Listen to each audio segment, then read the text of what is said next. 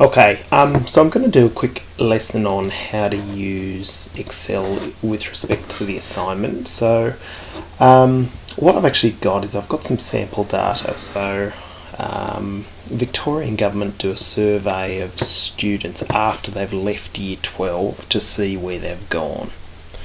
So, 2016 on track Year 12 data. You could probably look it up if you went to have a look for it. And when you download it, it looks like this.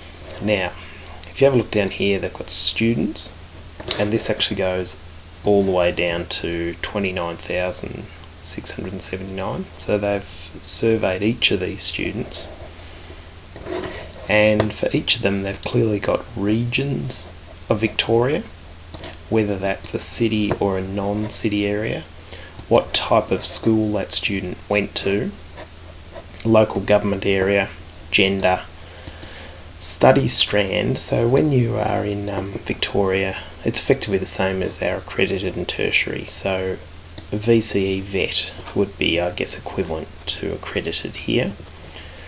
SES quartile, just make that a little bit wider. This is just to do with the family income. So the government will have some form of way of determining what that is. Country of birth seems to be empty, so we can't use that. And same with language spoken at home, unless there's... Oh no, there are some down there, apologies. Oh, okay, so that could be useful as well. Language spoken at home. No and yes. So a language language other than English spoken at home is just a yes, no.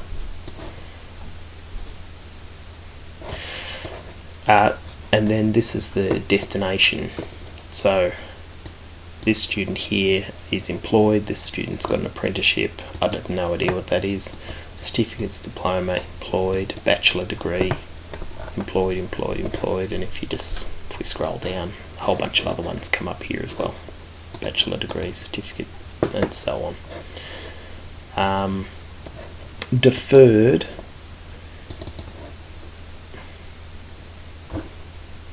Yeah, I don't actually know what that is. Maybe it's that they deferred their qualification. Hard to say. Anyway, we don't need to use it. So what I want to just run through today is how we can actually do something with this data. Now, the first thing I'm going to actually do is let's just do a simple count on something. So if we have a look here, there are a whole bunch of regions, right? So what we actually need, I think, to start with is just how to get a list of just all the individual regions. How many actually are there? Now you can look southeast and northeast and north, chances are there's only 4, I reckon. There doesn't seem to be any others. But I'm going to show you how we can be sure. So if you have a whole chunk of data, to get all the unique values, select all the data. This might take a while because it's 29,000.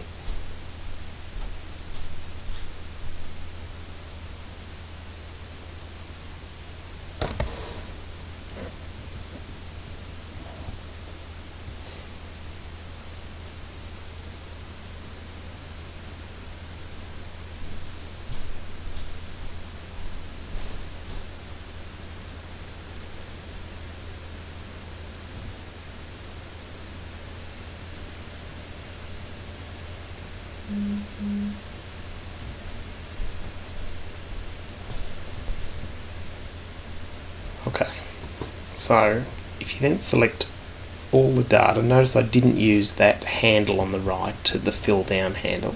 So I've selected all the data and copy it. Now it goes with the dotted lines. So I've selected all the data, copied it, and I've created a new tab, paste. Okay, now again, all I've done is copy that data across. But up here in data, something here called remove duplicates. If I click on it, it will then reduce it down to the values to to all the unique values. Now, where that will be more significant, it's got to be a quick way of doing this. If I say look at this government area, if I go to the bottom and go up, because there's heaps of these, this is no, feel free to fast forward the video.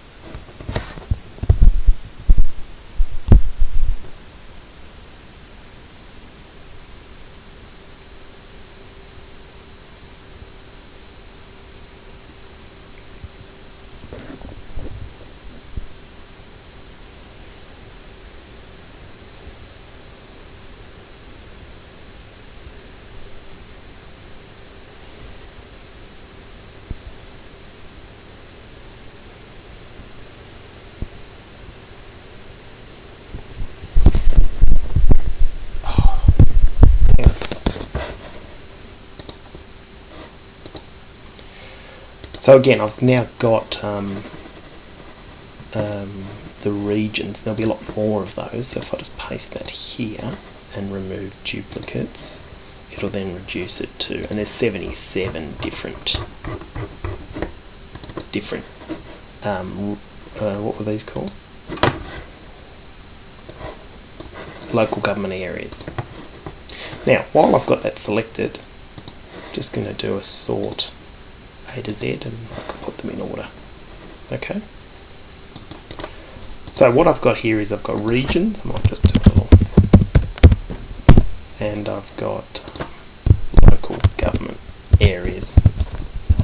So I've got all those unique ones, and I might just do a little basic heading. Now,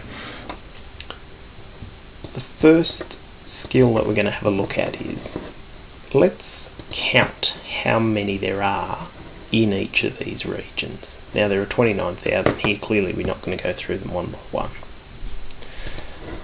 What we've got is a list of them. So, an Excel formula is equals count if. Now, see here it's got two options. It's got the range and it's got the criteria. The range is where do we want to look. So if I come back here, this is where I want to count. Actually, Control Shift down. And you'll see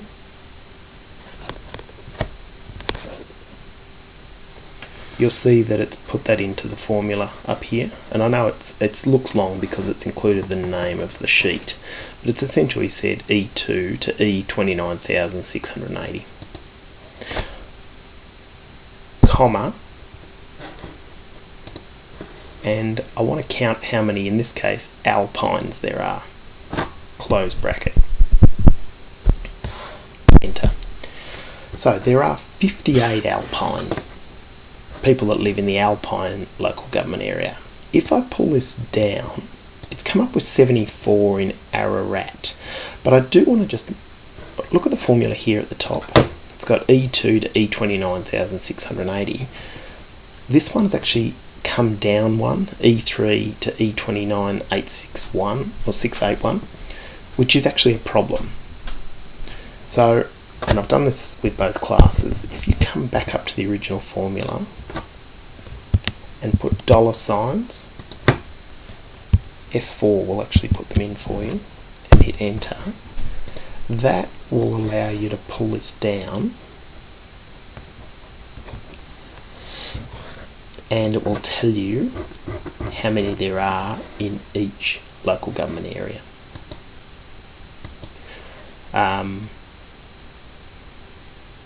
We could do the same here.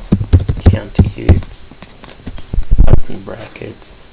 Where do we want to count? Well, this time we need to count over here.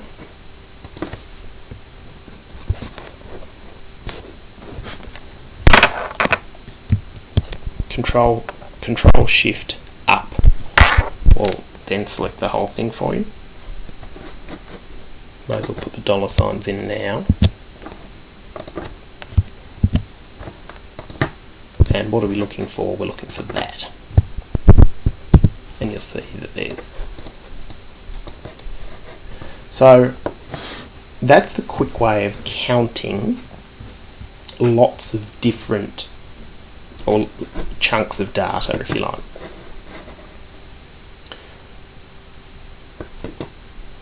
Now, what we now really need to do is how can we add some complexity to this?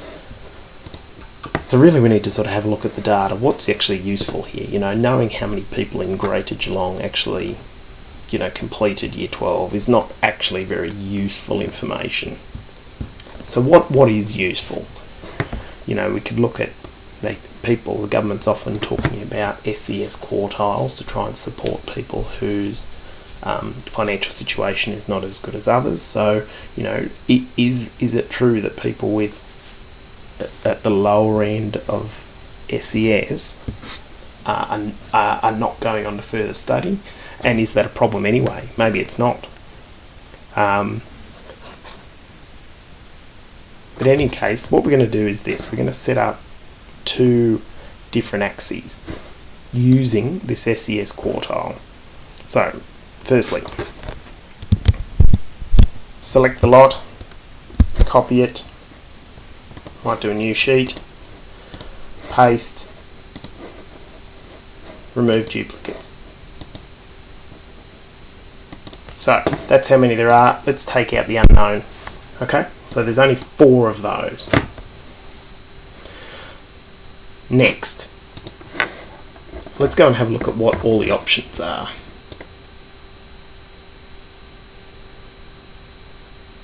Of destination. Control Shift up.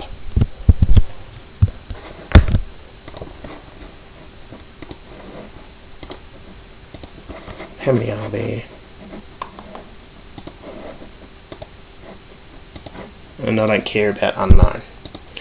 So, there's my microphone. So these are the different SES, and these are the different destinations. Might have to look up what NILFET is at some point. Now, what I'm going to do is move these. Oops. So they run across the top.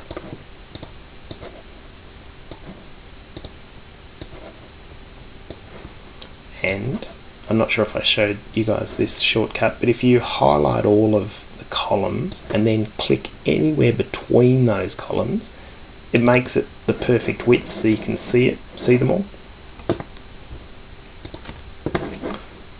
So now what we've got running across the top is we've got the destinations. So I maybe got it right.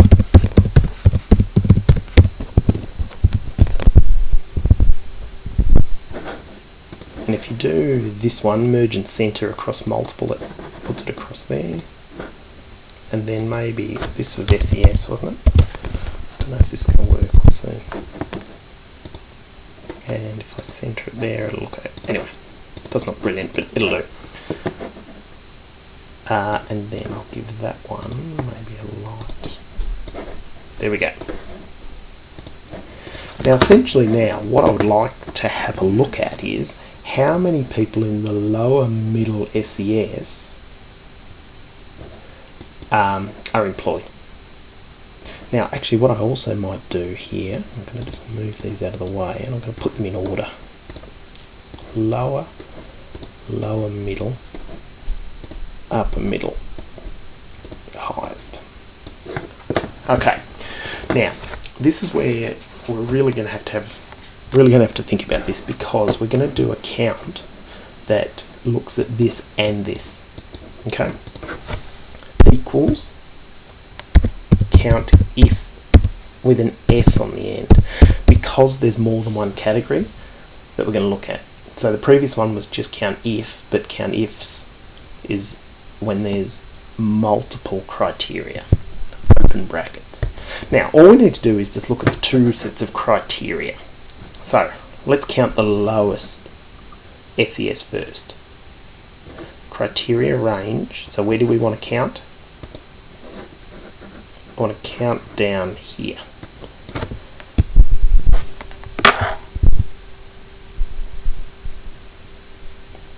So I've selected the area that we want to count, and I'm going to put the dollar signs in. And I want to see how many of those are the lowest. Okay? Let's just close the bracket and just... So that's just how many are in the lowest right now. We didn't actually add the employed. Next, comma, criteria 2. So they're in pairs. See, criteria 1, criteria 2, range criteria. Where's criteria 2? Well, we're going to have a look for employed, which is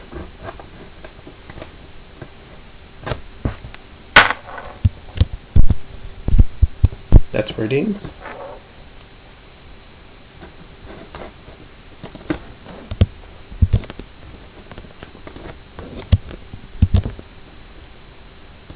What would we like this one to be? Well, we're looking to see if they're employed.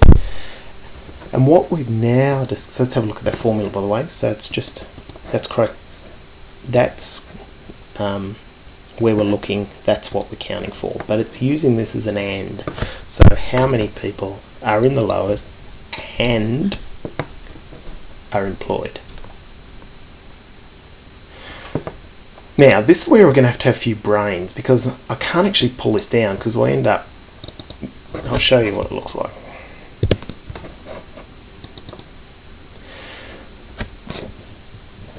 Oh, actually, no, I can.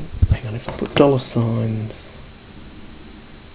So, the dollar signs here and here will fix where we're looking. That's actually good, that's fine.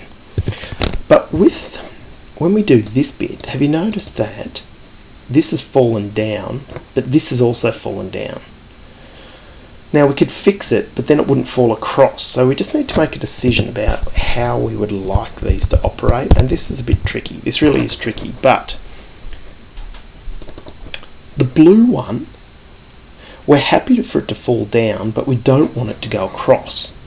Okay, so what we can say is just put the dollar in front of the C, because that'll say, okay, always make it C, but don't let it go across either way. But when we're looking at the red, we actually want it to stay on 2. You'll see what I mean in a minute. So I've only put the dollar sign in front of the 2, not in front of the D. When over here I've put it in front of the C. And this will then allow us, see if I pull it down 1, see the blue's fallen down, but the red hasn't moved. And if I go across, the red's come across, but the blue hasn't moved. Anyway, what this means is it can seriously speed things up. And we've now done a count of SES versus destinations.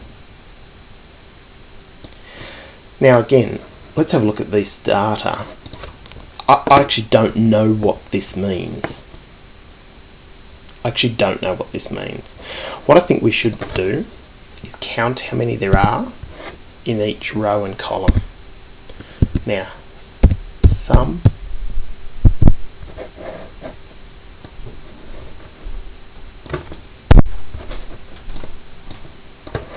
okay, so there's much more in the highest than the lowest.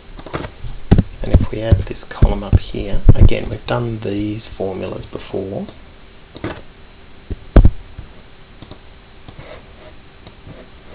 And they could be, maybe they should be a different colour. Anyway, you guys can work that side of things out. But again, you know, does it actually mean that much? I don't know. I think it is worth looking at. I'll show you. I'm going to copy the whole lot, and then just delete.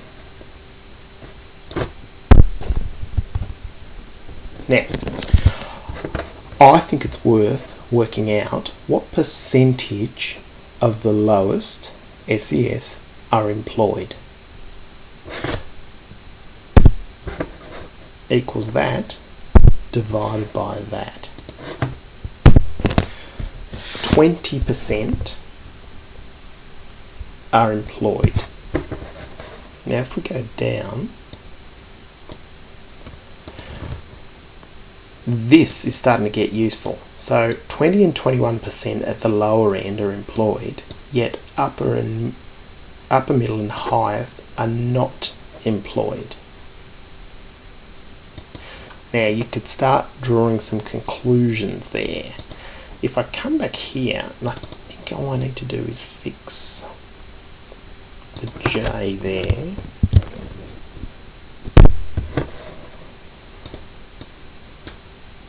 I think this will work. We start getting some percentages. If you hit this one here, turn them all into percentages. And I can just do that if you want that sort of stuff. And what we can actually then have a look at is, okay, so this is actually the lowest percentage here of this column, and very few people from the higher SES band are doing an apprenticeship or a traineeship. But look at this statistic here when we're looking at diplomas. Higher in the lowest SES, it's got the greatest percentage, and then bachelor degree and looking for work. This is starting to get useful, and look, it might take some mucking around. Let's just see what sort of data will come up if I just graph this.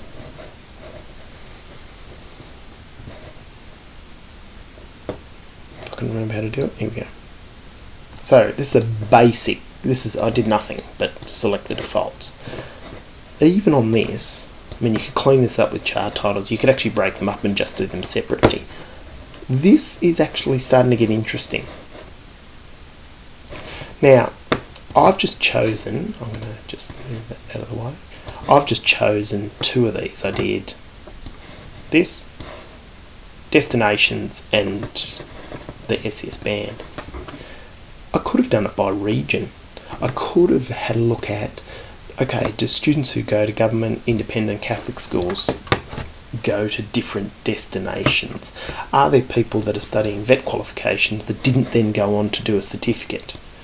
Are there certain local government areas that are more that have got more people going to university than others? This data here, which has actually got a whole bunch of categorical data, is actually very useful. So I'm going to save this particular set of data up on Moodle, but it's worth making sure. I think saving something like this will be useful.